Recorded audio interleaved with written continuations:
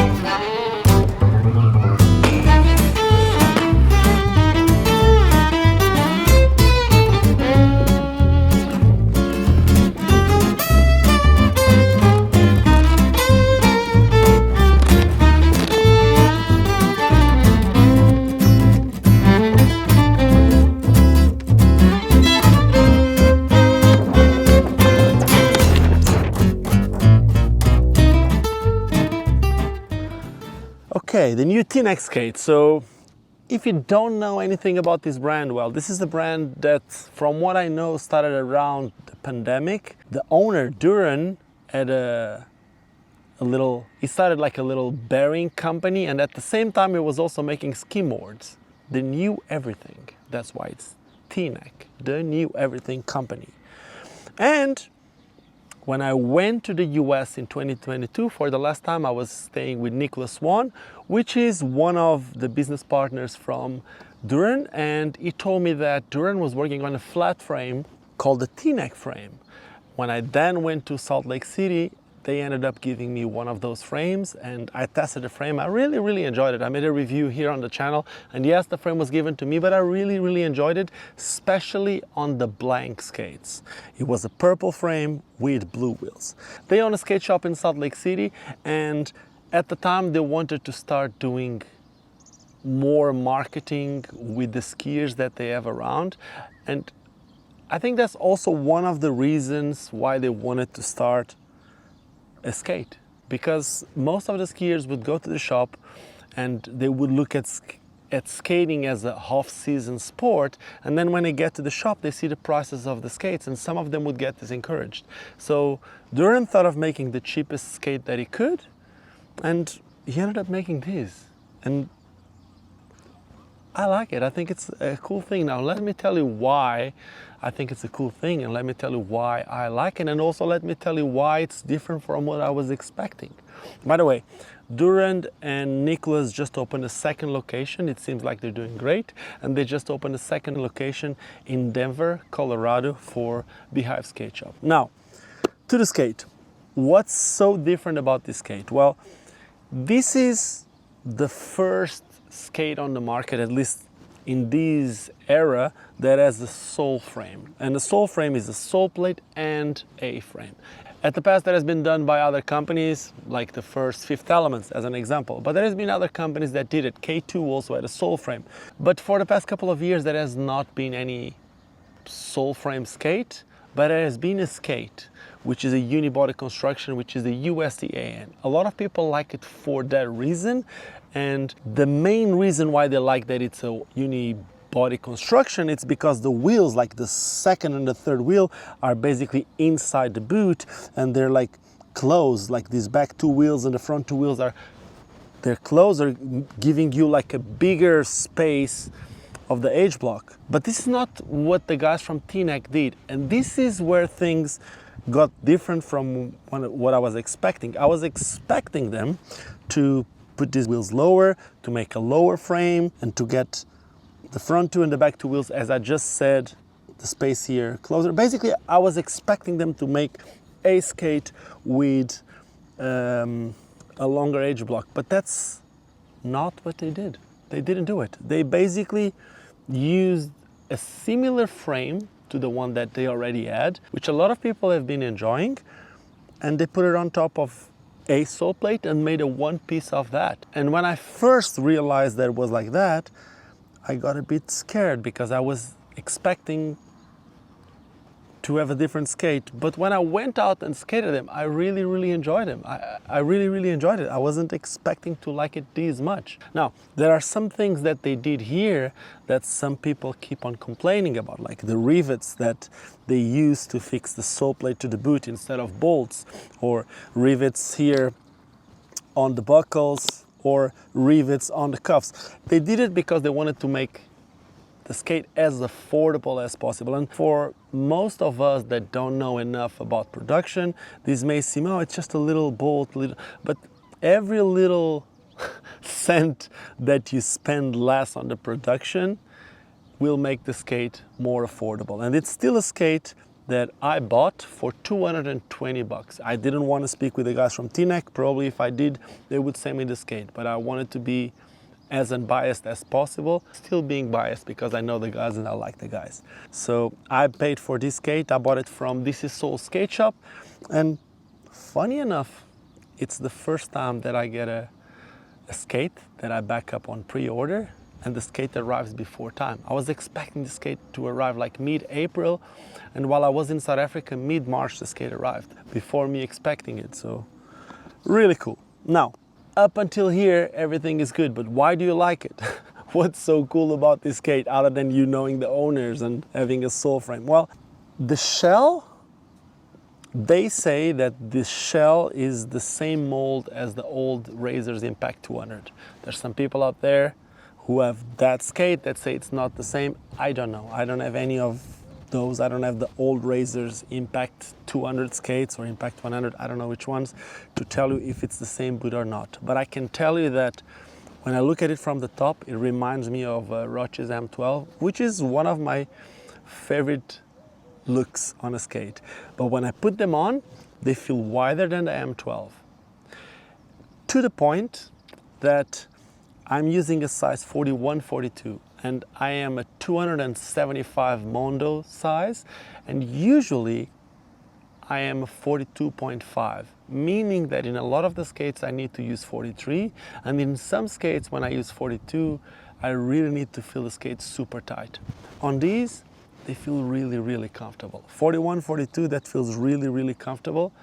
That's good. And I'm talking about with the stock liner, which according to Duran, they made the liner as cheap as they could to make something just affordable. They were trying to make a complete skate for an affordable price. And they made this liner that has a neoprene toe, very basic. It has a rubber, I don't even know if this is rubber or if this is plastic. I don't know exactly. I think it's a plastic sole. And then it has some of this fake leather here on top. And it is, I wouldn't say super high volume, but it's like mid-volume tongue and mid-volume top of the liner. But the bottom, like the lower piece of the liner, the lower part of the liner is actually super low profile, to the point that when I take this liner and I put my Intuition Prime liners, which is the liner that it's known for allowing you to downsize skates. Of course, there are other slimmer liners on the market, but when I put that liner, it feels kind of the same. Not the same in terms of support, but in terms of the space that I have inside. Also, when I look to the skate from the bottom, then I see a completely different skate from the M12 that I told you, because obviously the sole plates are much wider than the M12s. They remind me more of the Fifth Elements, which is, according to Duran, one of the skates that he looked for when he was trying to create the sole plate for this skate. You can see there's two pieces here, one in the front, one in the back, the same with the negative, that it's a bit more like lowered. So when you do sole grinds, there's less surface. And this is a skate that slides really fast with sole tricks. As I was saying, I was expecting the frame to be lower and with a wider block, but the block is very similar to the one that you have on the original TNECs. And I can't complain about it because it works. I didn't expect to work this good, that's about it. I already told you about the liner. The buckles are very basic. It's a plastic buckle that is riveted, but the protection of the buckle is good. So I didn't give any knock to the buckle, but yeah, you should know that if you're gonna get this skate, sooner or later you're gonna need to drill from the inside in order to be able to change the buckle. That's about it. Also, the cuffs are riveted, but you got other models on the market like these, like even the new suedes are like these, the standards are like these, obviously roaches are like this. So it's becoming very common to have riveted cuffs.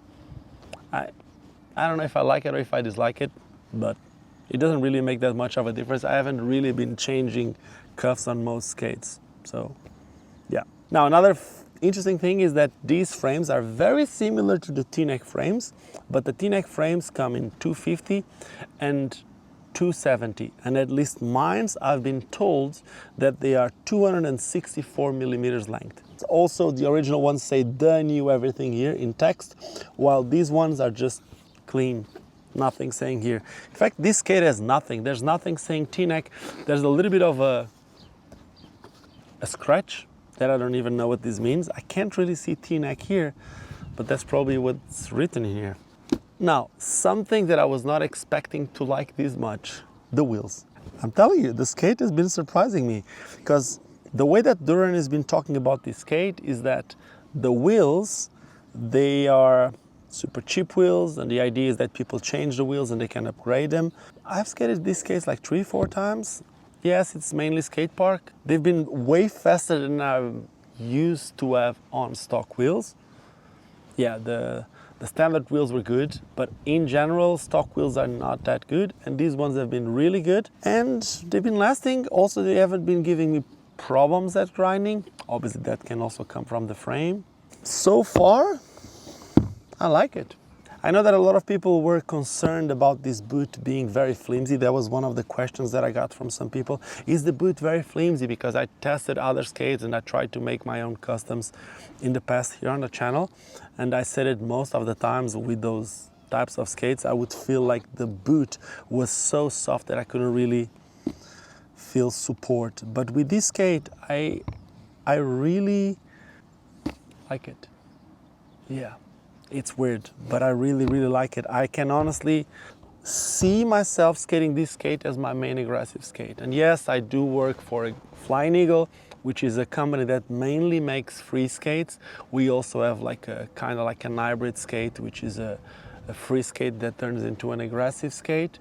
And I skate that a lot too.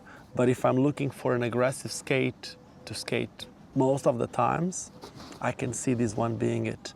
I am really in love with this, and I will be making more videos about this skate because I still want to skate them with other liners and with other wheels, play with different profiles, but so far so good. I really, really enjoy it. Also, one of these days I'll spend the time to drill the holes through the through the rivets, maybe put bolts. Maybe I just take the sole frames and put them on other boots if they fit. Maybe. If you want to see if I do that, well, here's what you can do. You can subscribe to this channel. That would help. If you want to see more of these things on the day-to-day, I've been actually uploading a lot of stuff about these skates on my Patreon as I try new wheels and as I compare them with other frames, with other boots and all that. I've been doing that. So if you want to see that on the day-to-day, you can always become a patron. It's a way to support this channel. You don't need to, but if you want to do it, you can always do it, and you're supporting this channel. But I'm still going to be uploading stuff here, and yeah, with that being said, I'm going to finish this video as I finish every other video, and that is by reminding you to never forget why we all started skating, and that it's because it's fun. Now let me see if I can do a double backflip.